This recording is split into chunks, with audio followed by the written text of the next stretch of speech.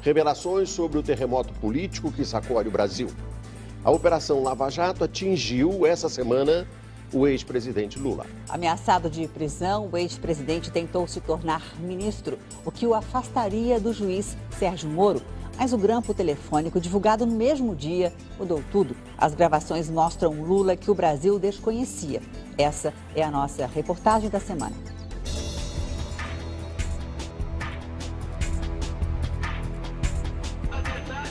Lula, o operário, o homem que desafiou a ditadura com greves nos anos 70.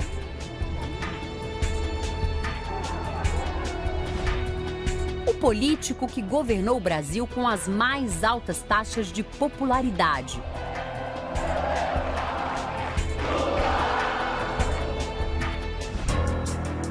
O mesmo que hoje está no centro de um escândalo de corrupção sem paralelo na história do país.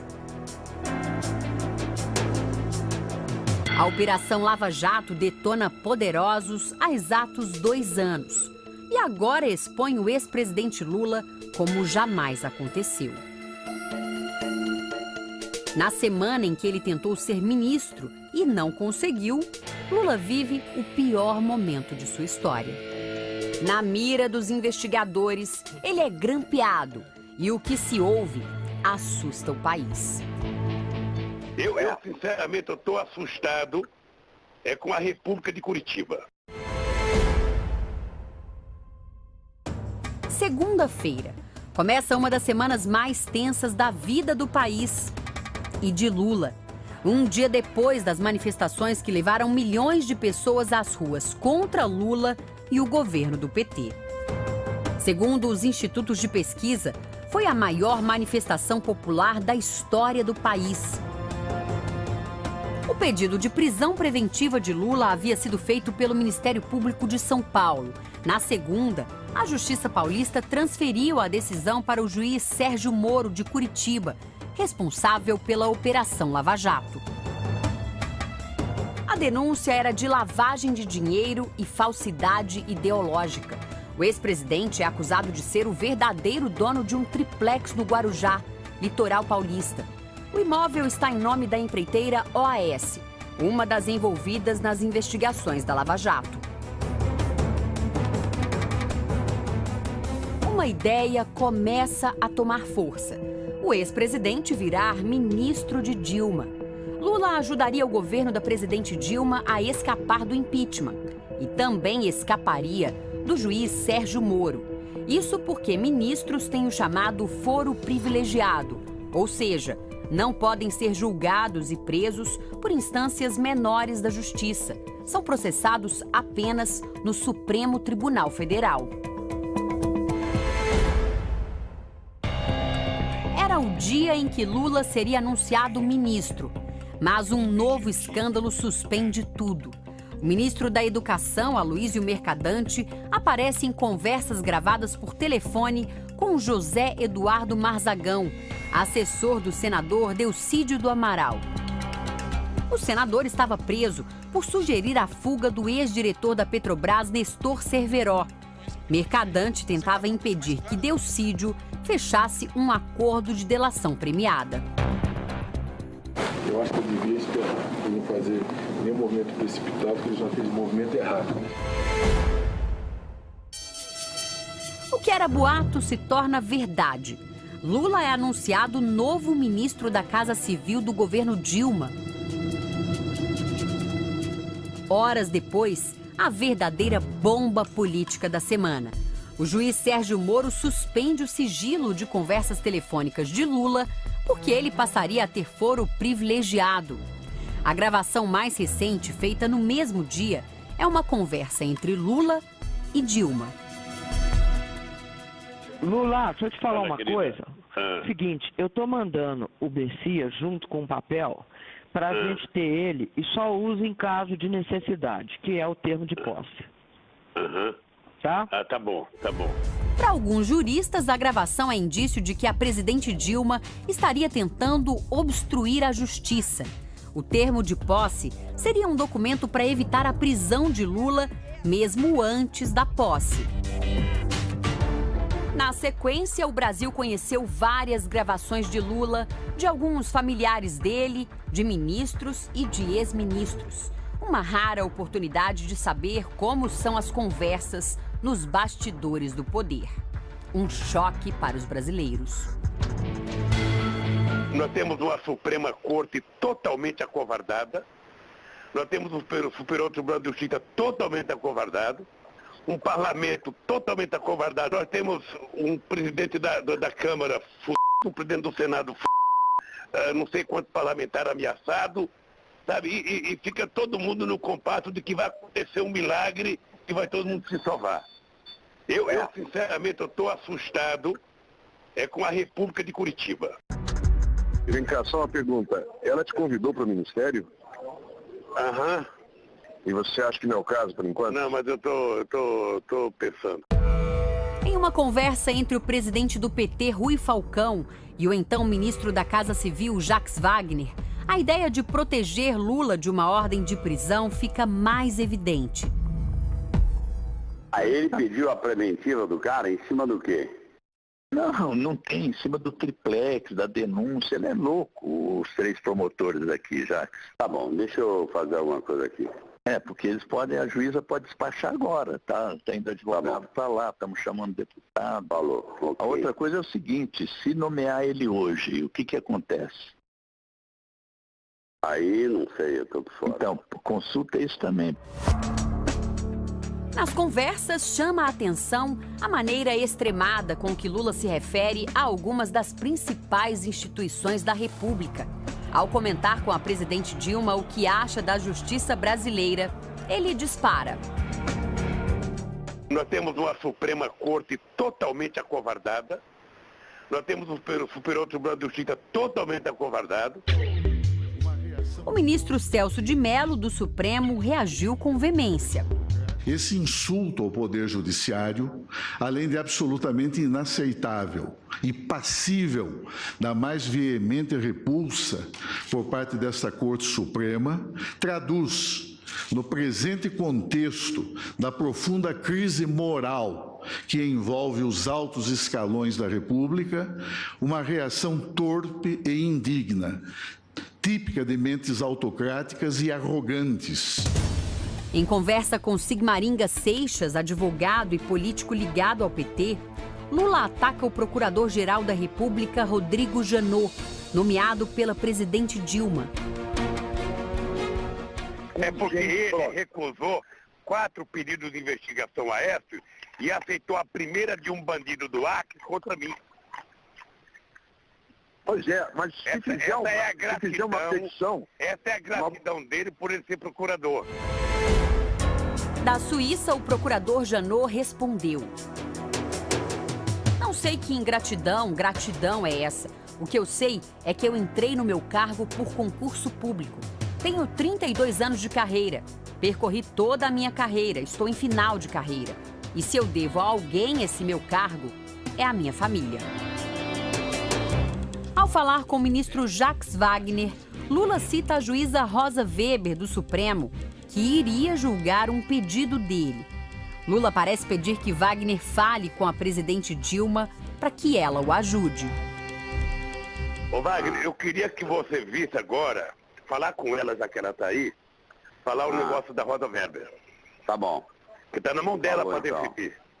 Falou. Se homem não tem saco, quem sabe uma mulher corajosa possa fazer o que os homens não fizeram. Falou. Tá bom? Combinado. A ministra Rosa Weber não atendeu ao pedido da defesa de Lula. Para o professor de filosofia Roberto Romano, os diálogos revelam descontrole do ex-presidente. Me parece mais um político importante, desesperado, né, usando uma linguagem inadequada, no mínimo, às famílias brasileiras, né, e reclamando de todos os poderes, né. Eu acho que 90% daquelas degravações mostram mais o desespero de uma pessoa que foi poderosa e que hoje está acuada. As gravações também revelam um lado dos nossos políticos jamais visto publicamente. O diálogo com o prefeito do Rio de Janeiro segue um rumo inusitado. Eduardo Paes faz piadas com o sítio em Atibaia, interior de São Paulo, que, segundo a suspeita do Ministério Público, pertence ao ex-presidente. No papel, o sítio está registrado em nome de Fernando Bittar, amigo da família de Lula, e Jonas Suassuna, sócio de um filho do ex-presidente. Agora, da próxima vez, o senhor me para com essa vida de pobre, com essa alma de pobre, comprando esses barcos de sítiozinho vagabundo, que sou uma alma de pobre. Todo mundo que fala aqui no Rio, eu falo o seguinte, ó, imagina, se fosse aqui no Rio, esse sítio dele, não é em Petrópolis, não é em Itaipava, é como se fosse aqui em Maricá. É uma de lugar. Esse barquinho dele é em São Pedro da Aldeia, Araruama, não é em Búzios nem Anja. É um cafona, que o senhor não perdeu essa sua alma de pobre. Isso que é a maior desgraça que eu estou vendo nesse processo todo. É isso.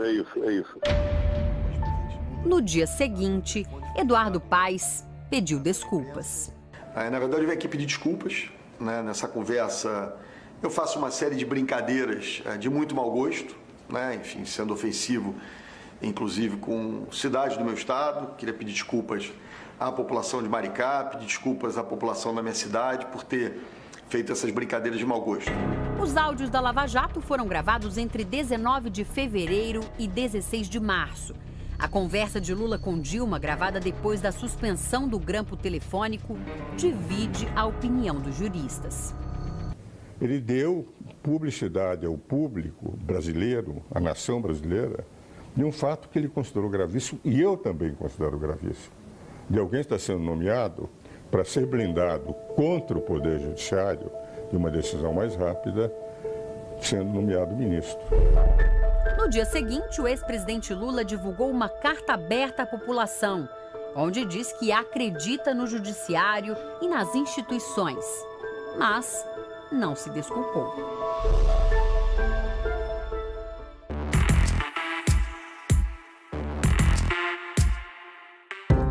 República de Curitiba foi a maneira irônica com que o ex-presidente Lula se referiu à equipe de policiais federais, procuradores e o juiz responsáveis pela Operação Lava Jato.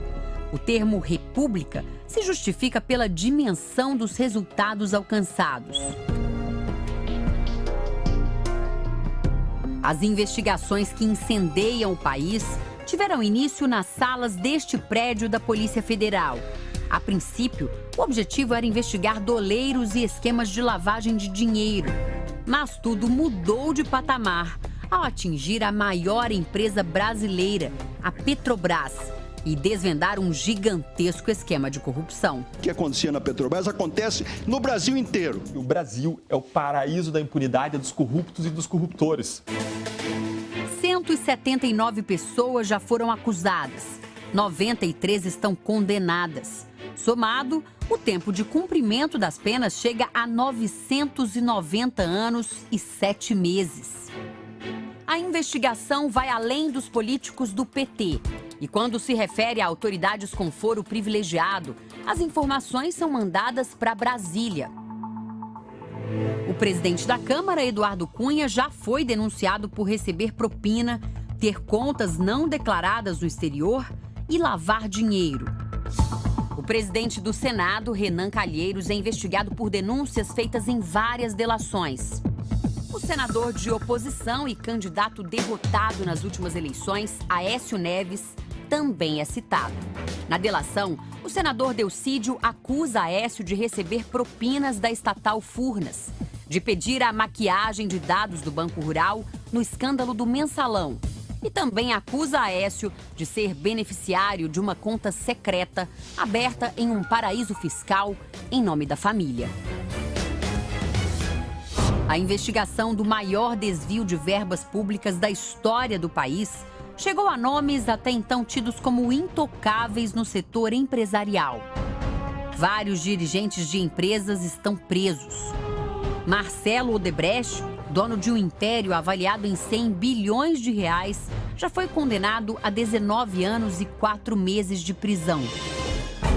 Em Curitiba, foi montado um verdadeiro quartel-general.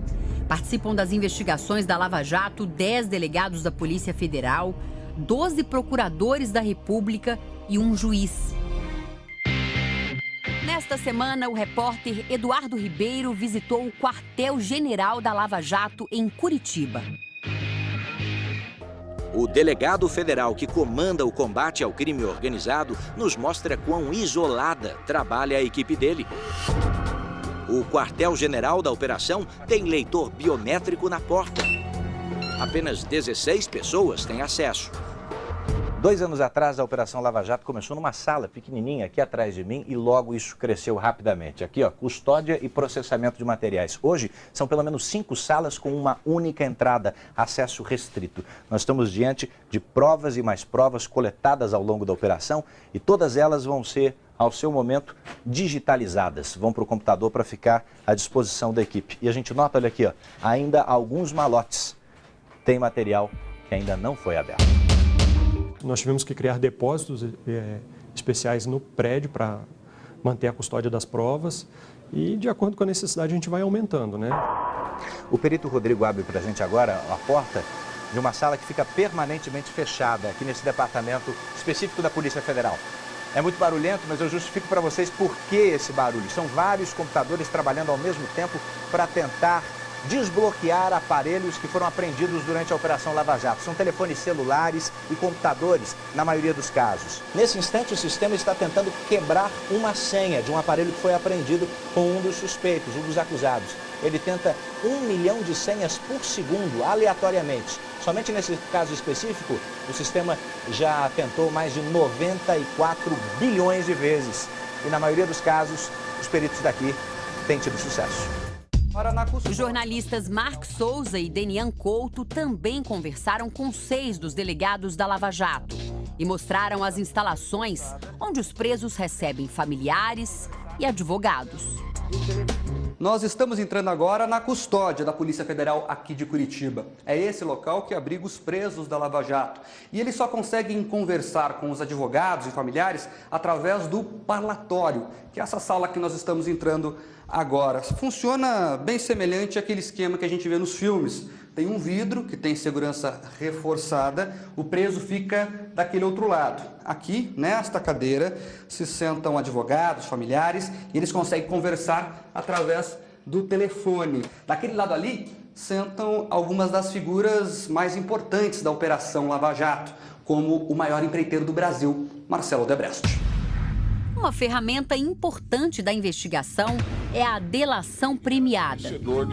Ninguém da equipe imaginava até onde isso iria, né? Porque teve, com as delações, foi possível ampliar muito o foco da investigação, o objeto da investigação, então vários empresários começaram a colaborar, então isso deu maior amplitude para os fatos. Ele era merecedor de 5 milhões de dólares.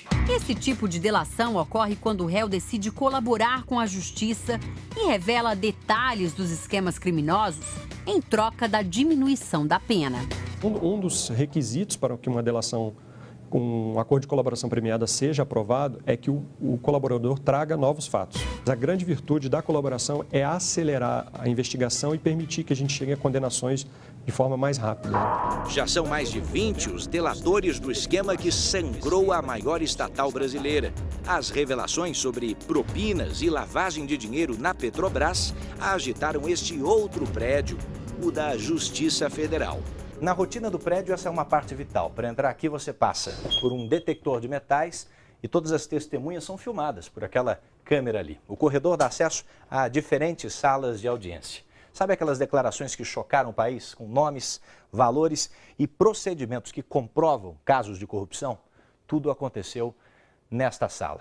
O juiz federal Sérgio Moro coordena as audiências daquela cadeira. A testemunha senta-se exatamente aqui e este microfone fica à disposição dela.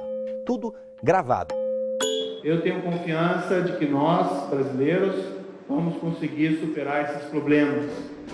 Entre segredos e decisões, o juiz federal Sérgio Moro dá palestras como esta, semana passada em Curitiba. Mesmo sem dar entrevistas, Moro ganhou repentina simpatia popular.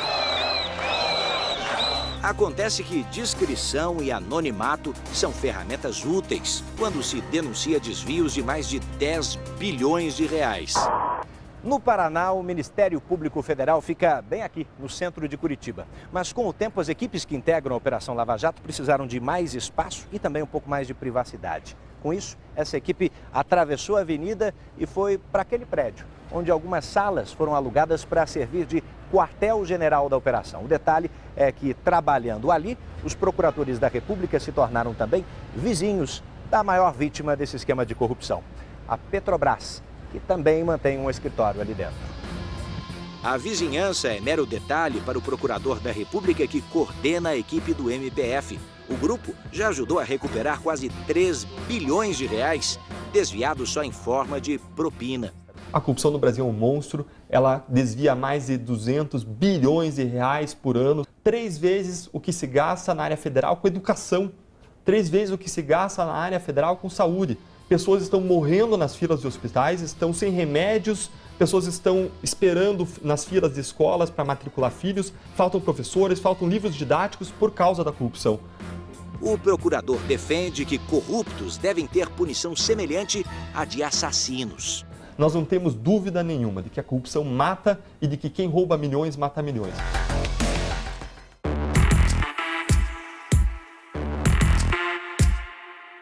Convidamos o novo ministro a assinar. Mesmo com o vazamento dos áudios, Lula foi empossado ministro-chefe da Casa Civil.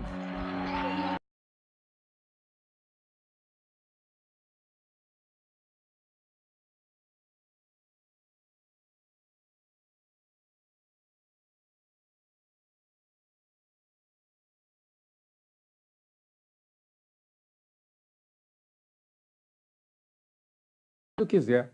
Ele não precisa justificar para ninguém. É a escolha dele. De por que razão? Ela é que decidiu. Ele teria todos os títulos para ser o chefe da Casa Civil. Ele tem uma capacidade imensa de coordenação, de intuição política e de diálogo.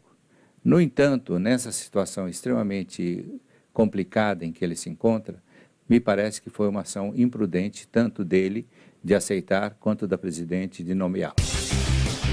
O agravamento da crise provocou reações no Congresso. O PRB foi o primeiro partido da base aliada a romper com o governo. O PRB hoje não é mais base, a partir de hoje, do governo federal e será independente para votar aquilo que for melhor para tirar o Brasil dessa crise que não mais pode continuar, que não mais pode perdurar, porque só os brasileiros é que estão sofrendo. Na mesma quinta-feira, foi instalada na Câmara dos Deputados a comissão de impeachment da presidente Dilma. Ações na Justiça se acumulam para impedir a posse de Lula.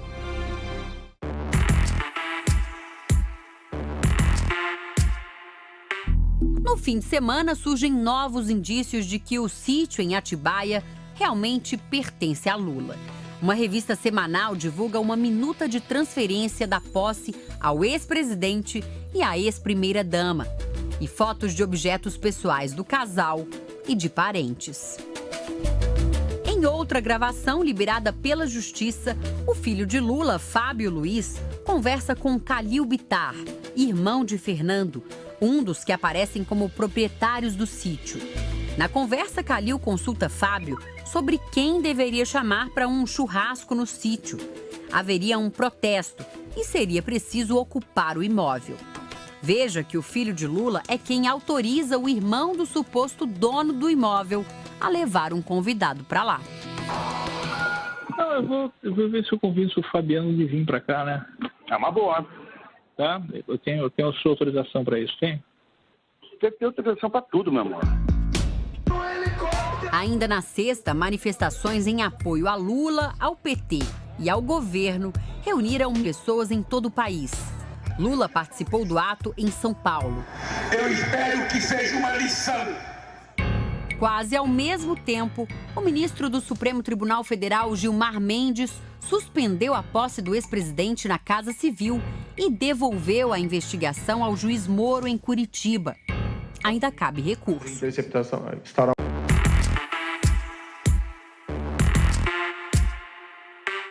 O senador Delcídio do Amaral ressurge com declarações a uma revista semanal. Em liberdade condicional, Delcídio afirmou: Errei a mando do Lula. O Lula comandava o esquema. Notícias e acusações que se acumulam dia a dia. Qual será o efeito de tudo isso na biografia de um dos mais populares políticos do Brasil? A relação primordial dele, em geral, é com grandes empresas, financiadores de campanha, etc, etc. Então ele se tornou um homem de elite, na verdade, né? Só que com um discurso de como se fosse ainda, né, pobre.